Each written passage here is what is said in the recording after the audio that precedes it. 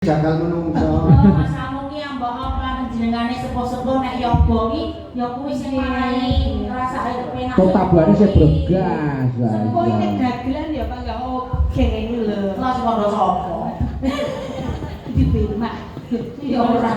Piye? Sekondo sapa nek dagelan tuwek oke iki? Ora. Ora.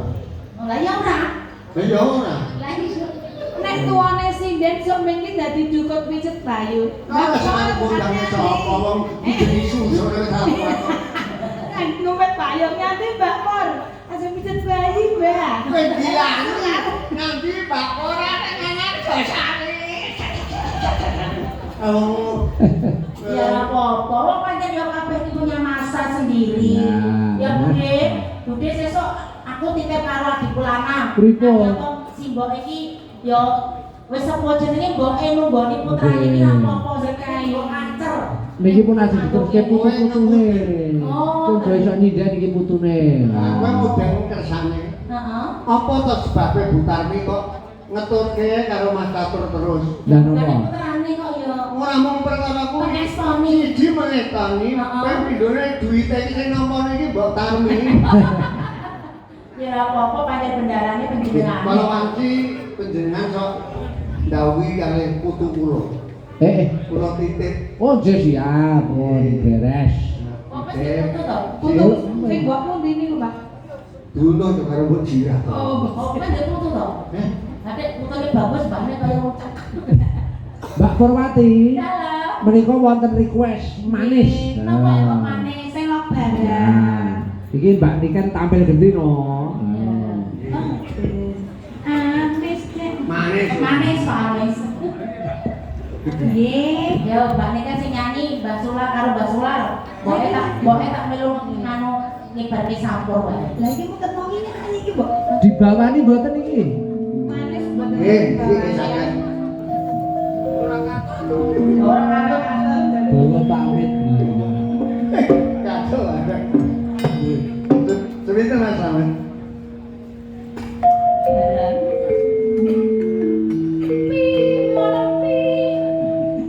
Lumanung sumamburat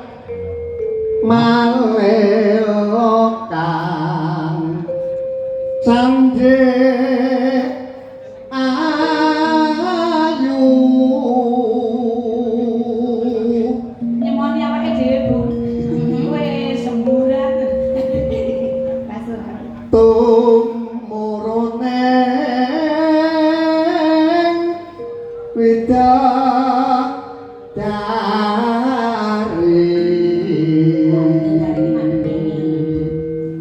Suara itu. Jamato yang manis. Alhamdulillah Kang Mesane tesih kathah. Tasih panjenengan budaya. Untuk ning Sami antusias kalian budaya. biasane penjenenganipun warga ngatus sari mriki wayah konduran bibar dalar kondur riyin gantos busana lajeng make Bijal. mesani. Ning yang mesani mboten lengkap wonten prositi nggih wonten Jawi. Kalih selonjor, kalih ses ngoten niku. Jajak keliling. Andung kebahagiaan yakti. Alhamdulillah tahun menika kula nderek bersih desa ten mriki ping 3. Ping 3 lho Mbak Niken. Setahun, kita mriki nggih. Nah, Mring titahe kang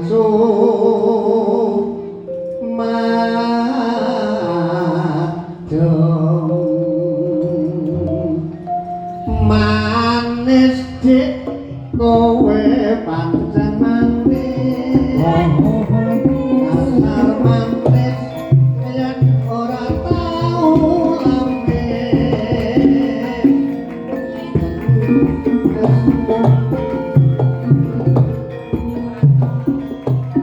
kaya bisa ngrentake jatuh